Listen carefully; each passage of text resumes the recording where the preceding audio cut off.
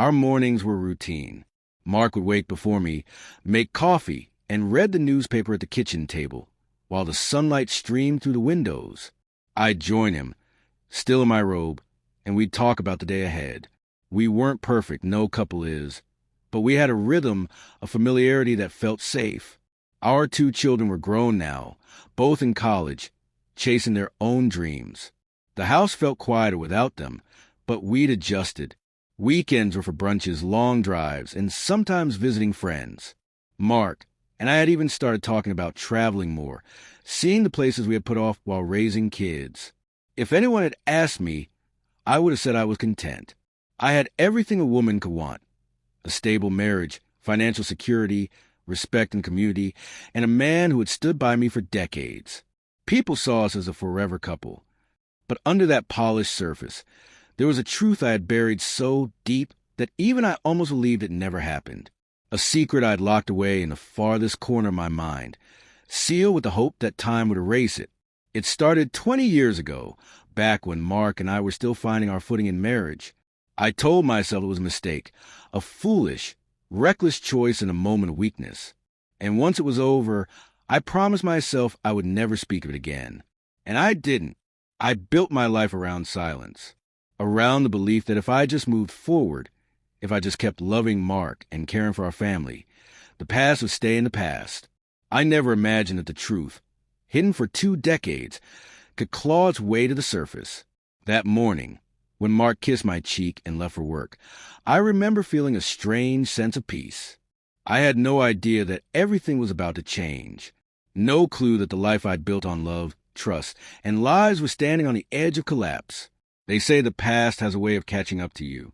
I used to roll my eyes at that, thinking it was just something people said in movies. But I was about to learn the hard way. The past doesn't knock politely. It crashes in when you least expect it, tearing down the walls you spent a lifetime building. And mine was about to arrive in the smallest, most unexpected form, a positive pregnancy test. It was 20 years ago, but I remember the night as if it happened yesterday. Back then, Mark and I were only a couple of years into our marriage. We were young, juggling jobs, bills, and the early struggles of building a life together. I loved him. I truly did. But our days were long, our conversations short, and our intimacy had started to fade under the weight of responsibilities. That's when David reappeared. David was my college boyfriend, the kind of man who could walk into a room and own it without trying. He had this easy smile, a way of making you feel like the only person in the world when he looked at you. We hadn't spoken since I married Mark, but one evening, I ran into him at a mutual friend's engagement party. At first, it was harmless. We caught up over drinks, talked about life, work, and old memories. But there was something in his eyes that unsettled me, a spark I hadn't seen in years. I told myself it was nostalgia, nothing more. A week later, I got an email from him. Just a simple, "It was great seeing you. We should grab coffee sometime." I hesitated. I knew I shouldn't. But loneliness is a dangerous thing, and the thought of feeling wanted again, it pulled me in. We met for coffee, then lunch, and then one evening, when Mark was working late, we met at his apartment. I told myself it was just a moment of weakness, something I could bury and forget. But that night became 2, then 3. David was intoxicating. He made me feel alive in a way I hadn't in years. With him, I wasn't just a wife paying bills and cooking dinners. I was desired, seen. It wasn't about love. It was about escape. But escapes don't last forever. After 3 months, the guilt became unbearable. I couldn't look Mark in the eyes without feeling sick. David wanted more. He hinted at leaving Mark, starting over together, but I knew that was never going to happen. I loved my husband, even if I betrayed him. I ended it with David in a cold, shaky phone call and told him never to contact me again. A few weeks later, I found out I was pregnant. Mark was overjoyed, and I clung to his happiness like a lifeline. I told myself the baby was his. It had to be. I convinced myself that the timing worked out, that there was no reason to question it. The doubt was buried so deep that I almost forgot it existed. And for 20 years, it stayed buried. David moved away, or at least that's what I heard. I never saw him again. I built my life with Mark, raised our children, and never once spoke of what happened. Some nights, when the house was quiet, I'd think about those months, the danger, the thrill, the shame. But I'd force myself to push the thoughts away. It was a closed chapter, or so I believed. What I know was that life has a cruel way of circling back, that the kind of secrets you think you've outlived are just waiting for the right moment to resurface. And 20 years later, with one reckless decision, I would open that door again, and this time it wouldn't stay shut. For 20 years, I lived like a woman who had never done anything wrong. At least, that's what I wanted the world and myself to believe. Life moved forward. Mark and I raised 2 beautiful children, built careers, paid off our home, and created the kind of stability we had once dreamed about in our 20s. Our days were filled with parent-teacher meetings, family vacations, birthday parties, and the ordinary rhythm of married life. The affair became a ghost in my mind, one I refused to look at directly. Whenever a memory of David surfaced, I'd shove it back into the locked room in my head. That chapter was closed. Permanently. Over time, I got so good at pretending that it almost became real. I stopped wondering about the paternity of my first child. I stopped replaying that night in David's apartment. I told myself the past didn't matter because we were happy, or at least we were fine. And fine felt good enough. But silence isn't the same as peace. Sometimes the guilt would creep in uninvited. It might be during an anniversary dinner, when Mark would toast to 20 years of love and trust. Or on Christmas morning, when the kids would hand us matching mugs that said Best Mom and Best Dad. Those moments made my chest tighten, my smile feel heavy. But I'd swallow the truth, just as I always had. Mark never suspected a thing. He was steady, reliable, the kind of man who didn't go looking for trouble, especially not his own marriage. He trusted me completely, and I clung to that trust like a shield. If he didn't know, it meant the world we built was safe. But deep down, I understood something about secrets. They don't vanish. They wait. They hide under the surface of every conversation, every kiss, every shared memory. And if they stay there long enough, they become part of you, an invisible weight you carry without realizing how heavy it is. The years blurred together. Our children grew, left home, and started their own lives. Mark and I entered a new phase of marriage, quieter, calmer, with more time just for us. We talked about traveling to Italy, about renovating the kitchen, about grandkids someday. I should have felt proud. I should have felt safe. Instead, there was a small, unshakable fear that never left me. The fear that one day, something, anything, could bring the past back to life. It might be a chance encounter with David. It might be a question from one of the kids. Or it might be something even smaller, something I couldn't predict. That fear stayed locked away for 2 decades. Until the day it wasn't fear anymore, it was reality. It started innocently enough. A routine doctor's visit. I wasn't expecting any surprises. Certainly not at my age. But life has a way of shattering your sense of control in the quietest, most unassuming moments. When the nurse handed me the results, I stared at the paper, reading it over and over as if the words might change. My throat went dry. My heart pounded in my ears. Positive. 20 years of silence ended in that single word. It was supposed to be a normal checkup. Just one of those midlife doctor visits to make sure everything was working as it should. I was in my mid-40s, past the age where pregnancy was even on my radar. In fact, I thought my body had long since closed that chapter. So when the nurse came back in the room holding my file with a strange expression, I assumed it was cholesterol, blood pressure, or something age-related. Not this.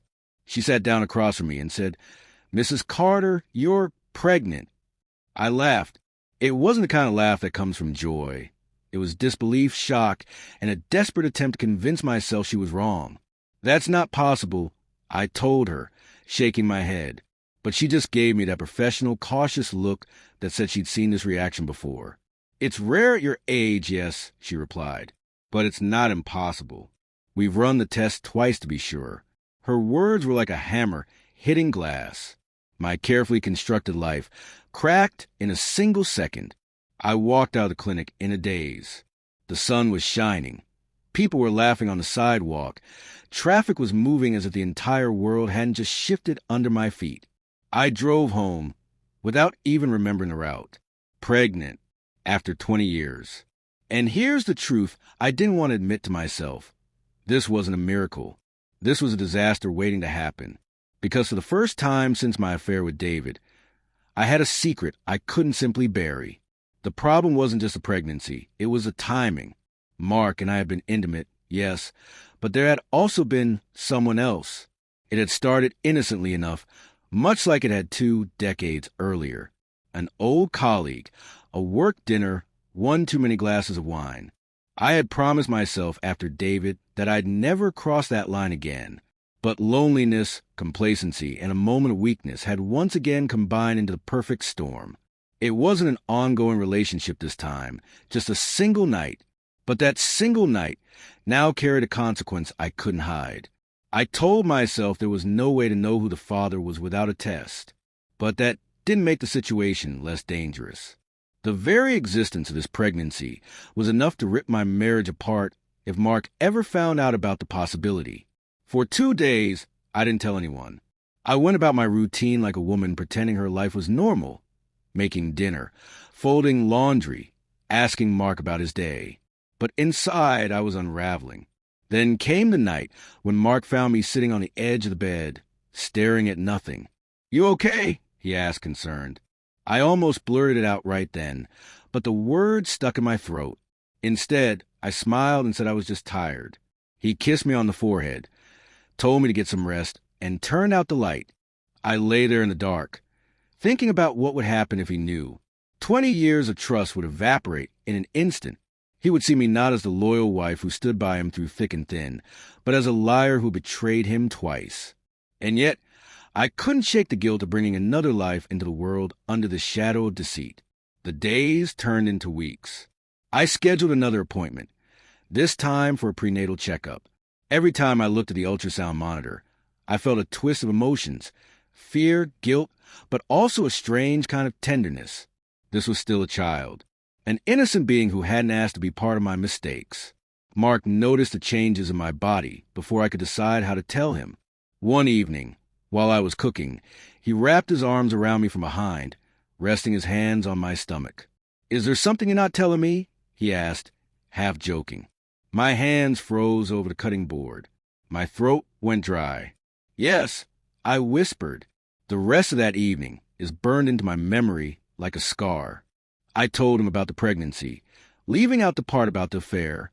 He was stunned, confused, but at first he tried to see it as a blessing. "A baby after all these years," he said slowly, as if testing the words. "It's unexpected, but maybe this is meant to be." If he'd stopped there, maybe I could have kept my secret. But then he smiled and said, "This is our miracle." That word, "our," was like a knife to my chest.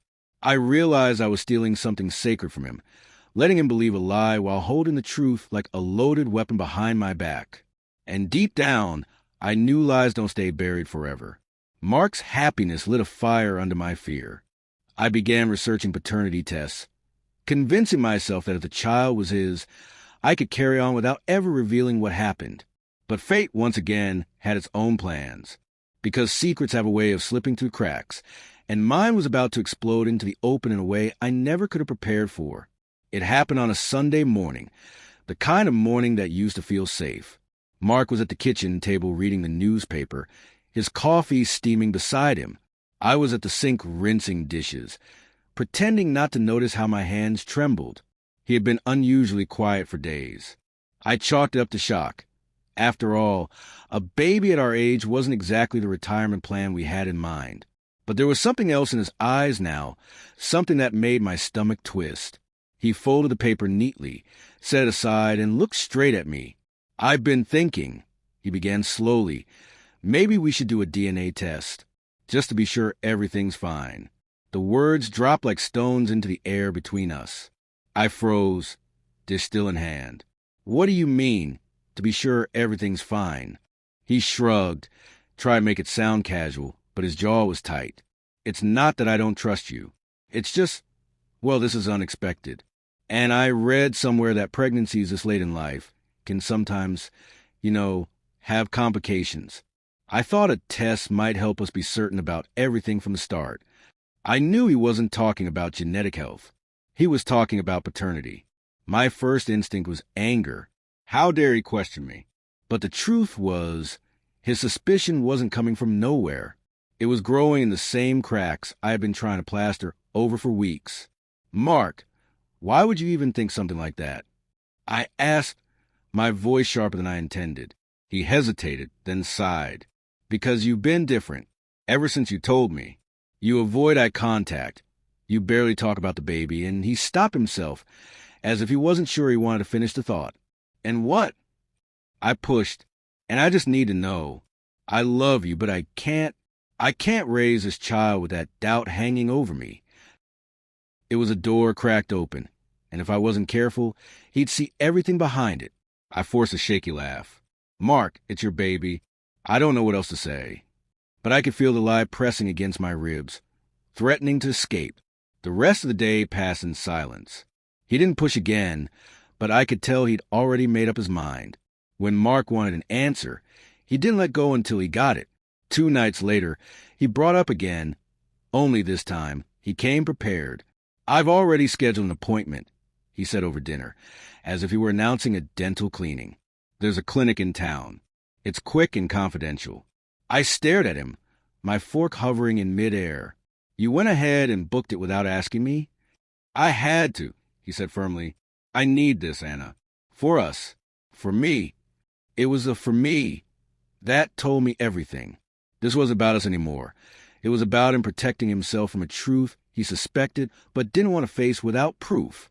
That night, I lay awake listening to his breathing beside me.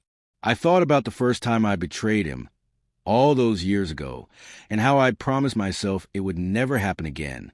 And now, here I was, a second secret, just as dangerous, threatening to unravel everything. I could cancel the appointment, refuse to go, accuse him of mistrust. But that would only make me look guiltier. No, the only way forward was through. Maybe I'd get lucky. Maybe the baby was his. The morning of the test, the clinic waiting room felt colder than the December air outside. Mark sat beside me, silent, his knee bouncing slightly. I clasped my hands together in my lap, so he wouldn't see them shake. The nurse called us in.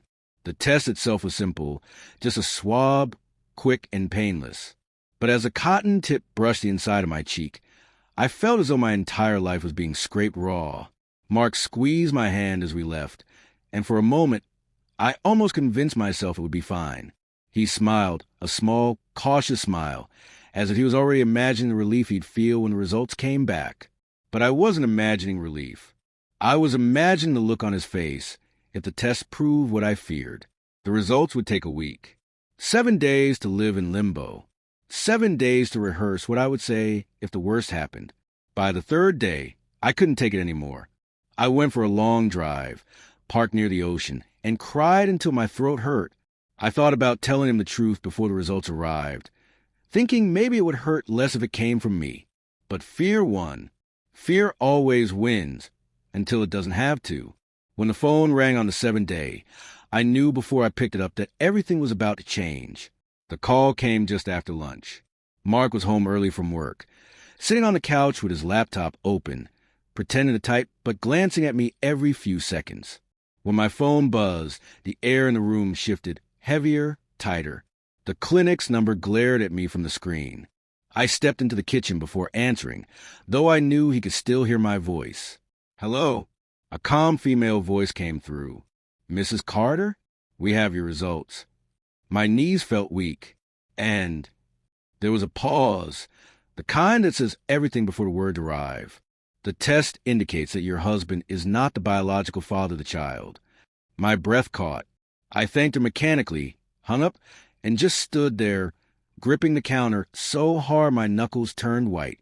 Mark's voice came from the living room. Well, I couldn't move, couldn't speak. My silence must have told him enough, because a moment later he was standing in the doorway, his face pale. It's not mine, is it? I shook my head, tears spilling down before I could stop them. Mark, don't, he said sharply, holding up a hand. His voice was calm, but his eyes, they were a storm. He sat down heavily at the table, rubbing a hand over his face. Who? The word was barely a whisper, but it hit like a slap. I swallowed hard. You don't know him. That's not true, he said, looking straight at me. If you've been carrying this for 20 years, then I know exactly who it is. My stomach twisted. Mark. David. The name felt like a wound ripped open. I couldn't deny it.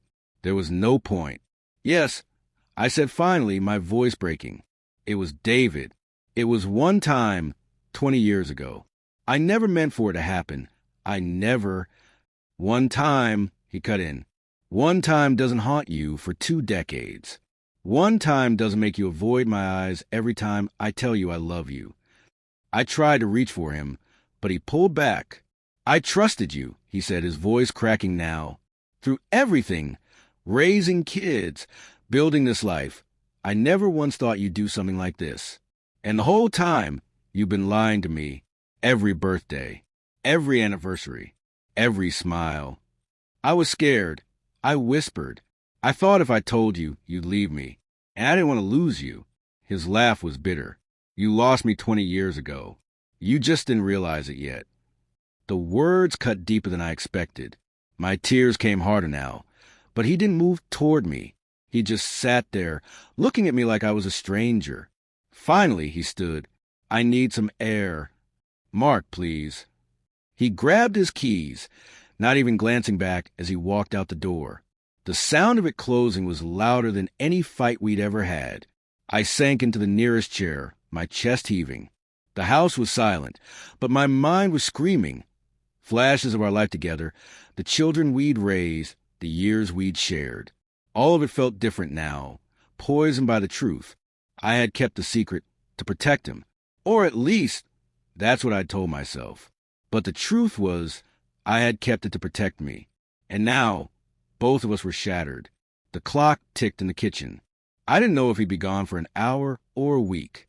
I didn't know if he'd ever come back at all. But I did know this. The secret I had buried for 20 years had finally crawled out of its grave. And it wasn't done with me yet. Mark didn't come home that night. The clock crawled past midnight, then 2, then 4. Every set of headlights that flashed across the window made my heart leap, only to sink again when they passed. By dawn, I had given up pretending to sleep. When he finally walked in the next morning, the cold air followed him. He looked like he'd aged overnight, eyes swollen, hair disheveled, wearing the same clothes as yesterday. Mark. I began, but he held up a manila envelope. I froze. You can save the apologies, he said flatly. These are the divorce papers. The word divorce hit harder than the test results. I stared at him, trying to make sense of it. You've already? I stopped by an attorney's office this morning. I told him everything. I don't see the point in dragging this out. My chest tightened. Mark, we've been married for 25 years. We've built a life, a family. And you built it on a lie, he cut in, his voice shaking with anger. Every single year, I thought we were solid. But you've been keeping this from me since the Clinton administration. I tried to stand my ground. We can work through this. Work through it. He laughed bitterly. Anna, I can't even look at you without wondering what else you've lied about. Was our wedding real? Was every I love you real? Or was I just a placeholder while you carried someone else's ghost around with you? Tears blurred my vision. It wasn't like that. David and I. Don't say his name, he snapped. Not in this house. I bit my lip hard enough to taste blood. He dropped the envelope on the table. You don't have to sign right now, but you will. And I'm not interested in counseling, in mediation, in anything that drags this out. We'll split the assets fairly, I'll keep the house, and you can take whatever else you want. But I'm done. His voice was final, like a door slamming shut. I reached for the envelope, my hands trembling. The papers inside were crisp cold, my name printed neatly beside his, as if our marriage could be boiled down to a few typed lines in legal terms. My eyes caught on the words irretrievable breakdown. It felt almost insulting. Our marriage hadn't just broken down. It had been detonated, and I was the one who lit the fuse. Mark moved toward the stairs. I'll be staying in the guest room until this is done. I turned to him, desperate now. Mark, please, don't throw away everything we've had over one mistake. One mistake. He spun on me, his face twisted with pain. One mistake is forgetting an anniversary, or lie about how much you spent on shoes. This was a 20-year deception. Every hug, every dinner, every family vacation, I was loving you under false pretenses. You stole my right to know the truth. His voice cracked on the last word, and for the first time since the call from the clinic, I realized this wasn't just anger. This was grief, and I had caused it. He left me standing there in the kitchen, holding the envelope like it weighed 100 pounds. The rest of the day passed in a haze. I sat at the table for hours, reading and rereading the papers, tracing the lines of his signature where he had already signed. I remembered the day he'd signed our marriage license, how his hand had been steady, how he'd smiled at me with absolute certainty. This time, there was no smile, no certainty, just the quiet, sharp precision of someone cutting themselves free from the wreckage. That night, I lay awake in our bed, my bed now, and listened to the faint creak of the guest room floorboards as he moved around. The space between us felt like a canyon. At some point, I realized the divorce papers weren't just a threat. They were a reality. He was serious. And unless I found a way to reach him, to make him believe there was something still worth saving, I was about to lose the only man I had ever truly loved, even if I hadn't always deserved him. 2 weeks passed. The house felt like a stranger's place now, quiet in the wrong ways, heavy in the air. Even the sunlight seemed dimmer. Mark kept to the guest room, leaving early for work, coming home late, eating alone. We spoke only when necessary, and even then, our words felt like brittle glass ready to shatter. The divorce paper sat on the kitchen counter like a silent clock, counting down to the end. I had read them so many times I could recite the clauses in my sleep. One rainy Thursday evening, I heard him come in. For some reason, instead of retreating to the guest room, he stopped in the kitchen where I was making tea. We stood there in awkward silence, the kettle whistling between us. Mark, I said quietly, turning to face him, I know I can't undo what I did. I can't give you back the years I stole from you. But I need you to know I never stopped loving you. Not for a single day. He didn't look at me right away. Instead, he leaned against the counter, staring at the floor. Love isn't just about feelings, Anna. It's about trust. And once that's gone, he trailed off. My eyes burned. I understand. My voice broke. I just don't want you to leave thinking I never cared. He finally met my eyes, and for a moment, I saw the man I had married. The warmth, the gentleness, it was still there, buried under the rubble. I believe you cared, he said. But caring wasn't enough to stop you from lying. And I don't know how to build a life with someone when the foundation's cracked all the way through. I nodded, my throat too tight to speak. He sighed and stepped closer, resting his hands on the counter. You were my best friend, Anna, the person I trusted more than anyone. Losing you this way, it's worse than if you'd just left me years ago. At least then I'd know it was real. The truth of his words cut deep, but I didn't defend myself this time. There was nothing left to defend. After a long pause, he reached into his coat pocket and pulled out a pen. I'm going to sign my copy tonight. You can take as long as you need with yours. No rush. I looked at the papers again, then at him. When it's final, will you hate me? His jaw tightened, but his voice was soft. No, I don't hate you. I wish I could. It'd be easier. But I'll always love the woman I thought you were. That's the problem. The kettle had gone silent, the tea forgotten. My hands were shaking as I poured him a cup anyway, setting it in front of him like it was some small peace offering. He took it, nodded once, and left the room without another word. That night, after I heard his footsteps fade upstairs, I sat at the kitchen table with my pen. The papers waited in front of me, patient, inevitable. Signing them felt like pressing a knife into my own heart. Slow, deliberate, necessary. When it was done, I didn't cry. The tears had already been spent in the days and nights leading up to this moment. Instead, I felt a strange stillness. Not relief, not closure, just a quiet knowledge that sometimes love isn't enough to survive the truth. The next morning, I placed the signed papers on the counter, where he'd see them. As I walked out the door for work, I glanced back at the house. Our house, knowing it wouldn't be mine much longer. For the first time in 20 years, there were no secrets between us. And somehow, that truth hurt most of all.